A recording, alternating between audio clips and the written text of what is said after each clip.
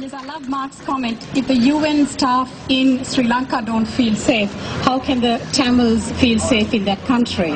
The UN HCR said they were going to review the country information for Sri Lanka, and immediately Australia used that as an excuse to freeze processing of refugee applications in Australia.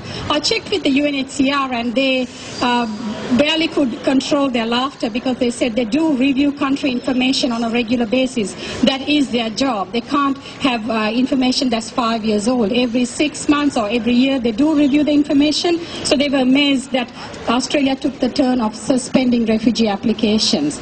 Now the UN report has come out, and yes, the UN report does say that the situation has improved. Compared to what? Compared to 40,000 people being killed in May 2009, yes, the situation has improved. But is it safe? No. Hundreds of people are still being killed. Even the UN report says there are certain groups of people who are at risk. The Department of Foreign Affairs website says, do not travel to the north and east of Sri Lanka because it is not safe to do so. Amnesty International says that. The European Union says it is not safe in Sri Lanka and there's human rights violations, and has withheld GSP tariffs from Sri Lanka because of the continued human rights violations. So how can we say it is safe to be in Sri Lanka? I mean, I was a little bit, we are happy that the suspension has been lifted, because that is what the UNHCR report said, that the cessation of refugee application is not warranted and it should continue. And therefore Australia has lifted, and we welcome that. But we also do not want to preempt and the suggestions made by Prime Minister Gillard that most people would be sent back. That is, without reviewing each person's individual case, how can we say that they will be sent back to Sri Lanka where they are not safe? I personally cannot go to Sri Lanka because I will not be safe, and so will most people. And we know of disappearances and killing and rapes that's continuing to happen in Sri Lanka. What these refugees need is to be given a fair go, the applications processed, and if they are genuine refugees, they should be accepted. If they are not, if they are rejected the first time, they should go through the legal system to make sure that those determinations are in fact correct.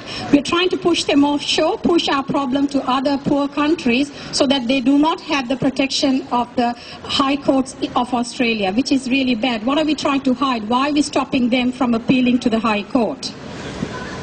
There are little kids as young as 4 who have been in detention in Australia for a year. That is sad. As Australians, we keep saying we won't keep our children and women in detention. This is a kid that has been recognized as a genuine refugee along with the family, and they hold a UNHCR card and they are being held in detention in Australia. So what we want is for them to be given a fair go. We should stop this fear-mongering amongst the public to try and tell them there's these thousands and thousands of refugees arriving as if they're going to take over the whole country.